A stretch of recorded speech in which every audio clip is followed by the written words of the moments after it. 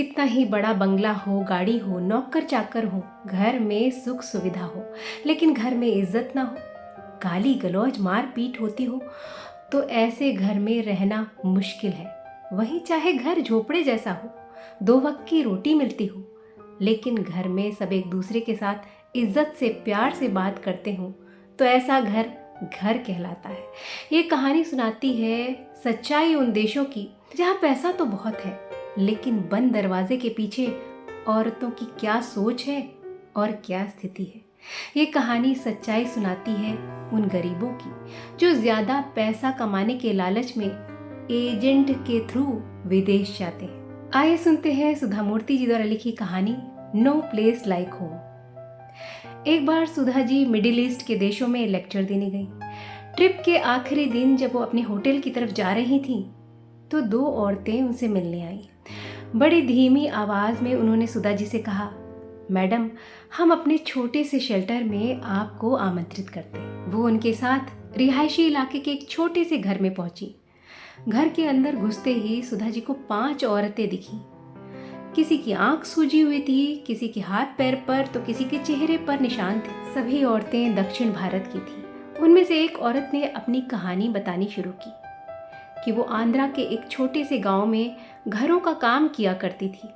उसकी 3 ब्याहने लायक बेटियां थीं। एक एजेंट ने उससे कहा कि अगर वो यही काम मिडिल ईस्ट के देशों में जाकर करेगी तो वो बहुत पैसा कमा पाएगी। साल में एक बार 15 दिन की छुट्टी मिलेगी जब वो अपने गांव आकर अपने परिवार से मिल सकती है। मैं तैयार हो गई, ये सोचकर कि 2-3 साल में मैं अपनी बेटियों के लिए इतना पैसा कमा लूंगी कि उनकी शादी आराम से हो पाएगी। मेरा पति जो सब्जी बेचता था उसने भी मेरा साथ दिया। उसने कहा कि वो मेरे पीछे घर और बेटियों का अच्छे से ध्यान रखेगा। आंखों में आंसू भरकर वो बोली, घर में जितनी बचत, जितना सोना था, सब बेचकर मैंने पासपोर्ट, वीज़ा और आने का टिकट तैयार करवाया। एजेंट को उसका कमीशन दिया। इसके पहले मैं हैदराबाद भी अकेले नहीं गई थी। पहली बार मैं अपने परिवार से दूर जा रही थी। मुझे डर लग रहा था कि एक अजनबी देश में क्या मैं अकेली रह पाऊंगी।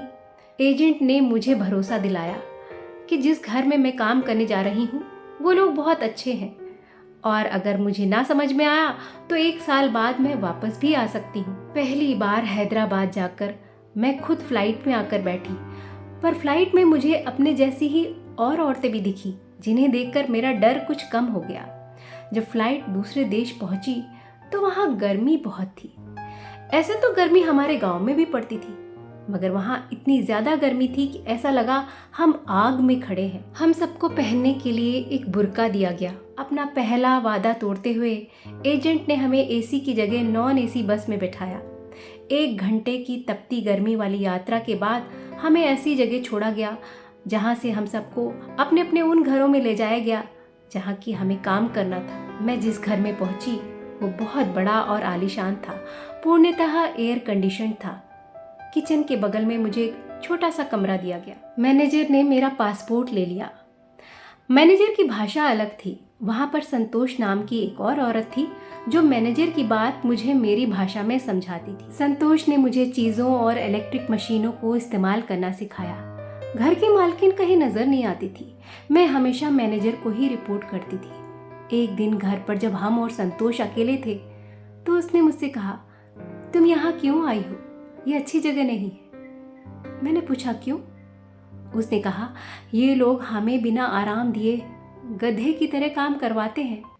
मैं किचन में मदद करती हूँ, बच्चों को नहलाती हूँ, उनके कपड़े धोती हूँ, प्रेस करती हूँ, बर्तन धोती हूँ। घर में मेहमानों का आना जाना लगा रहता है, काम बहुत है। मैंने कहा, अगर अच्छे पैसे मिल रहे हैं तो मैं कर लूँगी, क्या दिक्कत है? उसके बाद जो संतोष ने कहा वो सुनकर मैं परेशान हो गई। उसने कहा, मैं भी पहले यही सोचती थी, मगर आज तक मेरे हाथ में एक भी पैसा नहीं आया है। मालिक कहता है कि पैसा मेरे अकाउंट में और मेरे परिवार को 6 महीने में एक बार भेजा जाता है।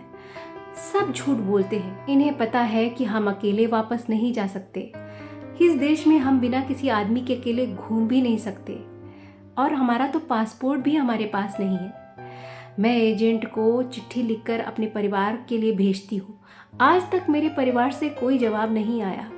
हमें अपने परिवार से फ़ोन पर भी बात नहीं करवाते। ये लोग 6 महीने की तनख्वाह अपने पास रखते हैं कि कहीं कोई काम छोड़कर भाग जाए तो उसकी 6 महीने की तनख्वाह ये नहीं देते। मैं इनकी भाषा कुछ कुछ समझने लगी हूँ। मुझे पता चल गया है कि मैडम अगले महीने छुट्टियाँ मनाने केरला जा रही है और वो मुझे अपने साथ बच्चों की देखभाल करने के लिए ले जाएगी। मुझे अगर अपने परिवार से मिलने का मौका मिला तो मैं वापस लौट कर नहीं आऊँगी। मेरी 6 महीने की तनख्वाह चली जाए तो मुझे परवाह नहीं। संतोष की ये बातें सुनकर मैं रात भर सो नहीं पाई। पहले कुछ हफ्ते चीज़ें ठीक रहीं, उसके बाद ये लोग मुझसे ज़्यादा काम करवाने लगे। संतोष जब मैडम के साथ चली गई तो उसका काम भी इन्होंने मुझसे करने को कहा।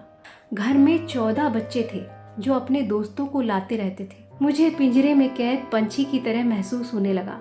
अगर मैं मैनेजर से काम की शिकायत करती तो वो मुझे एक डंडी दिखाकर धमकाती, तुम्हें पैसे दिए जा रहे हैं, काम करो, शिकायत मत करो। मैं 1 मिनट को भी आराम करने बैठती और मैनेजर देख लेती तो वो मुझे छड़ी से मारती। मुझे याद आया मैंने संतोष के हाथों में भी मार के निशान देखे थे। हम गरीब ज़रूर हैं मगर इज्जत के साथ रहते थे।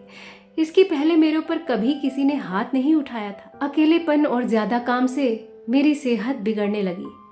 मैडम जब वापस लौट कर आई तो उसने मैनेजर को चिल्लाते हुए कहा, संतोष ने मुझे धोखा दिया, इन औरतों पर नज़र रखो, इन्हें जल्दी वापस घर मत जाने देना। कुछ हफ्ते बाद मुझे बुखार आ गया। मैनेजर ने मुझे क्रोसिन पकड़ाई और काम करने को कहा। मैंने उसे डॉक्टर के पास ले जाने को कहा। उसने कहा, घर में मेहमान आए हुए हैं, डॉक्टर के पास जाने का समय नहीं है। मैंने आंखों में आंसू भरकर कहा, मेरा पूरा शरीर दुख रहा है, मैं काम नहीं कर पाऊंगी। बेरहमी से उसने एक चम्मच को गैस पर गर्म किया और मेरी कलाई पर चिपका दिया। मैं जोर से चीखी तो उसने मेरा मुंह दबाते हुए कहा, चीखो मत, यहाँ तुम्हारी मदद के लिए कोई नहीं आएगा। मेरा शरीर डर से कांपने लगा। मैं अंदर से मर चुकी थी। सुबह उठने का, काम करने का मन नहीं होता था, पर कोई चारा नहीं था। घर में कोई भी ऐसा नहीं था जिससे मैं अपनी परेशानी कह पाऊँ। एक माली था जो मुझे मेरे देश का लगता था। एक दिन जब घर पर कोई नहीं था तो माली ने मुझसे चाय पीने के लिए मांगी। मैं बुर्का पहनकर उसे चाय देने गई। जब उसने चाय पीनी शुरू की तो मैंने उससे विनती की कि मेरी मदद करो, मुझे मेरे देश वापस जाना है। माली ने कहा, गलती से भी भागने की कोशिश मत करना, अगर इन्होंने पकड़ लिया तो ये और जुल्म करेंगे। मैं देखता हूँ मैं क्या कर सकता हूँ। मैंने माली के पैर छुए। 1 महीने बाद माली फिर उस समय आया जब घर पर कोई नहीं था। उसने मुझसे कहा, मैं 2 औरतों से मिला हूँ जो लोगों की मदद करती हैं। मैंने उन्हें तुम्हारे बारे में, तुम्हारी परेशानी के बारे में बताया। उन्होंने मुझसे कहा कि वो यहाँ नहीं आ सकती, लेकिन किसी तरह अगर तुम उनके पास पहुँच जाओ तो वो वापस जाने में तुम्हारी मदद कर सकती हैं। उसने मुझे एक मैप दिया जिसमें उनके पास पहुँचने का रास्ता बना हुआ था। मैंने वो मैप ध्यान से देख देख कर पूरा रास्ता याद कर लिया। कुछ हफ्ते बाद मुझे ड्राइवर के साथ सामान लेने के लिए भेजा गया। मैंने सारा सामान खरीदा, ड्राइवर को पकड़ाया और उससे कहा, मैं टॉयलेट होकर आती हूँ। मुझे पता था कि ड्राइवर कुछ समय तो ज़रूर इंतज़ार करेगा। मैं कभी तेज़ चलती, कभी दौड़ती। मेरा दिल तेज़ी से धड़क रहा था। करीब आधे घंटे चलने के बाद मैं यहाँ पहुँच गई। अपनी कहानी सुनाकर वो कुर्सी पर लुढ़क गई, क्योंकि उसे ये एहसास हो गया था कि there is no place like home.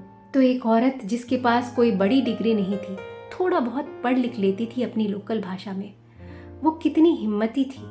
अगर इस औरत को सही दिशा मिली होती तो ये कितना अच्छा और कितना बड़ा कर सकती। तो इस औरत ने जो पैसा अपनी बेटियों की ब्याह की चिंता में, वीज़ा में, पासपोर्ट और एजेंट पर खर्च किया, वही उसने अगर अपनी बेटियों को पढ़ाने लिखाने में, उन्हें ये बताने में खर्च किया होता कि तुम अपने पैरों पर खड़ी हो, तो शायद ये मुसीबत ही ना आती।